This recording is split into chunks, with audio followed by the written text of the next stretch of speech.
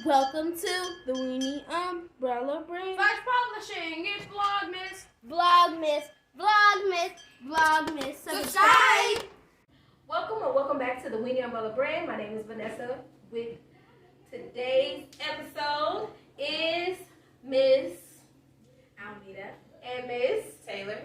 And here on this episode, it's about a talk. If you've been listening to my podcast, I've been telling you I am going full-fledged bookstore. And then when you go into a bookstore or a library, guess what you have? You have meetings, you have different places where they have different resources. And guess what? These are one of our meetings, our talks, and all this and that. And today's talk is about, at this moment, part one, your roots versus now. And it sounds very complex or something like that, but it's not. It's not. So if you get the feel, stay tuned so you can just see how the conversation goes. And it's going to go like this. I'm going to ask them a few questions, and they're going to give their opinions, and they're going to make sure that they are able to, you know what I'm saying, give some type of feedback. With my channel, I also give the tips and tricks that I use to help me on my business/entrepreneur journey. So outside of business/entrepreneur, you have lifestyle and you have careers. These ladies are college, full-fledged, life-type careers. So please be sure they have all the tips and tricks that they need. And those tips and tricks can help you as well. So I'd love to bring them on this journey so they can help y'all, and they can help me as well with some of the stuff that they say, because, well, not some, all of the stuff that they say, because guess what? You can help people and people can help you. So, first things first, this is, remind you, I tell you the tips and tricks. This is my first talk. So, after, why I said part one, because I am learning. So, once this, and you're going to hear an echo because the room is big. So, I'm just letting you know that in the beginning. Once this is over and part two comes out, it's going to be better. Watch, it's going to be better. But they're going to bear with me. Ain't no snacks and no drinks. So definitely part two will be better. Okay, so right then I have a question. I'm going to ask them a few questions, then they're going to give their answers to that. And really just, it's going to flow with that, okay? Okay, so first question. What was your favorite book in your early 20s versus your favorite book now? Who wants to go first? I'll go first. Okay. I can't really say that I have a favorite book, but in my early 20s, one of the most memorable books that I can recall at this time was Bad Girls. In my early 20s, of course, that was a book about a young girl being thrust into adulthood in some unfavorable ways. And now I would like to say one of my most favorite books, gosh, I can't remember the name of it. Jesus. Sorry, I can't remember the name of it. You can describe it. Okay, so the book, that I can say is one of the most memorable books of mine. I'm now 30 years old. It was about from the daughter's perspective of a man who had two wives. He had a secret family, and yeah. So this particular book, I actually read it this year, probably about 2 months ago. But it was a man who, of course, he had a secret family. So he had two wives, two daughters, and the daughters were about the same age. Yeah, but the book was written from the perspective of the daughter from the secret family. And then, of course, it transitioned into the perspective of the daughter from the family that he had publicly. But it so happened that the two girls became friends. That was a really great book, and it took place in Atlanta, Georgia, back in I believe it was in like the 50s, 60s.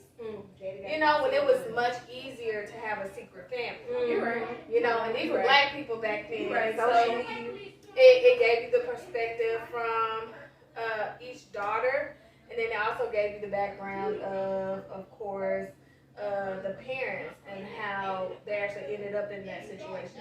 And then they gave you a future tense of when the two girls got older, how they still found each other and wanted to be in each other's lives, even though their parents kind of still kept them apart. Oh wow. Really good book. That's so messy. Let me take my phone and look it up. So can you explain why that those two separate books were your favorite books? Because your Bad Girls was your favorite book when you were younger, Yes. versus your favorite book of that book now. So when I look for a book to read, my biggest thing is the story, will the story give me an alternative perspective of something? Will I gain a different, like I said, a perspective, or will it be life-changing for me? So Bad Girls, I was really young when I read it, of course, and you hear about like strippers and things like that, but in society, I guess social media, you only hear about like stripping from the glorious side of it, like they make a lot of money, but if you that particular perspective showed us more of the demeaning side, like the dark side of, I want to say, child pornography in a way, child prostitution in a way, because she was a young girl, and then also pretty much not having anyone in your corner and still evolving into an adult that is able to make moral decisions for yourself, if that makes sense. It's kind of like you're fighting demons in a way at a very young age, and you have no background knowledge of this, no guidance at all. And it's kind of like on both ends, where in the other novel about the two girls trying to be a part of each other's lives when technically they have parents who don't want them to even know about each other, they have really no experience in a lot of things that they're coming from, like no background in it, but it's like they're fighting demons, like I said, and they have to learn on their own how to become an adult with morals, if that makes sense. So in regard to both those books, it seems like it's more about when you were in your 20s to your 30s. It's about growth and learning from your perspective, not from anyone else helping you, but you pushing yourself forward. Correct. That's what it sounds like for both those books. And Miss Taylor, this sounds like a good book. She's gonna find out that second book so she can recommend. So, Miss Taylor, what's your first when you're in your early 20s versus your 30s? Well, I'm 28.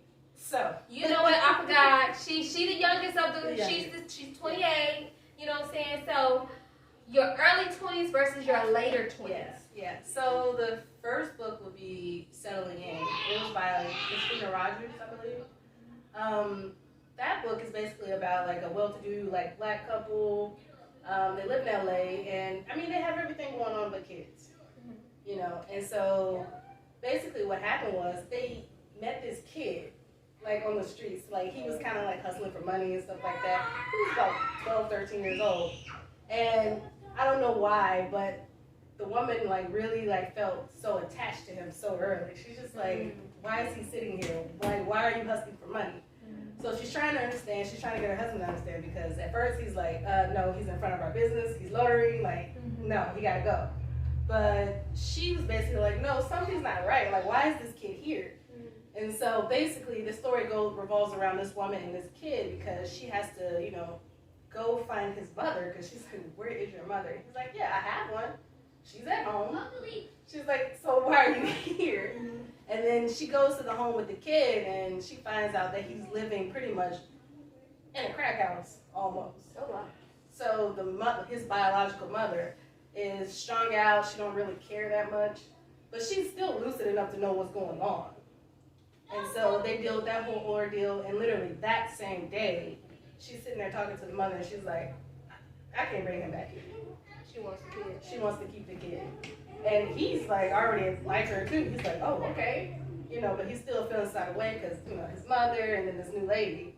So basically this whole time they're going over with the courts, and she's trying to figure out how to tell her husband, like, hey, we gotta keep this kid. Like, I don't know how, but we gotta keep them.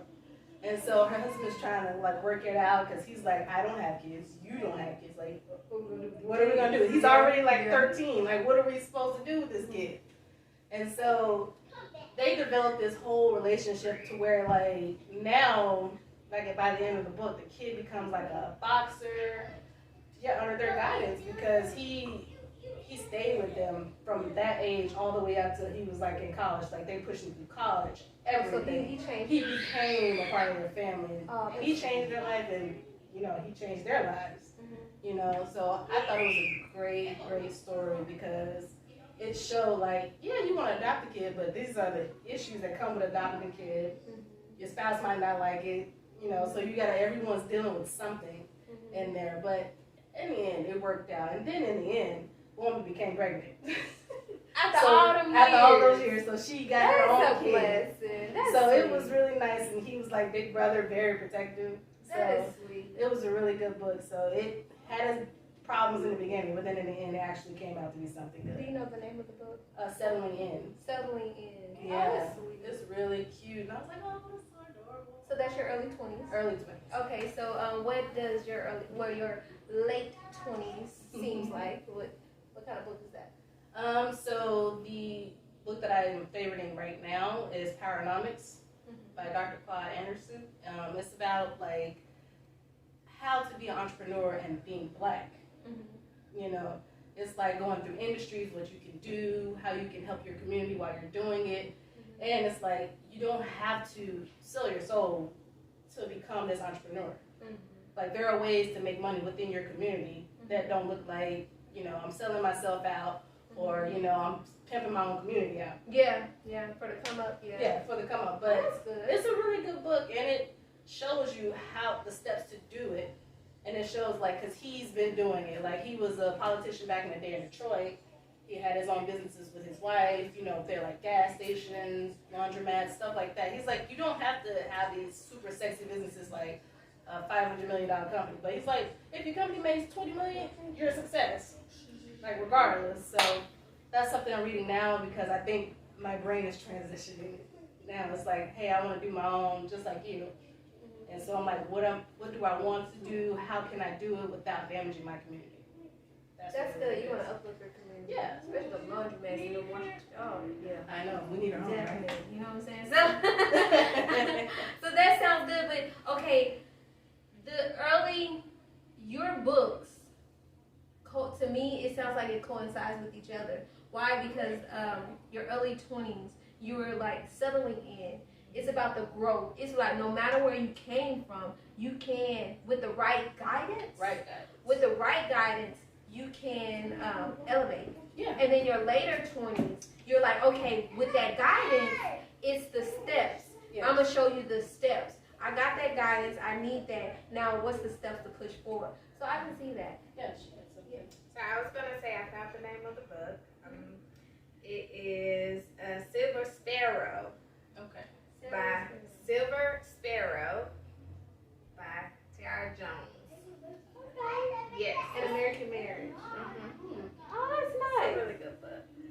It must have been on, I got it for free on Audible or something. Oh. Because it was not on my listening book. Oh. But I highly recommend that book is Alternative Perspective.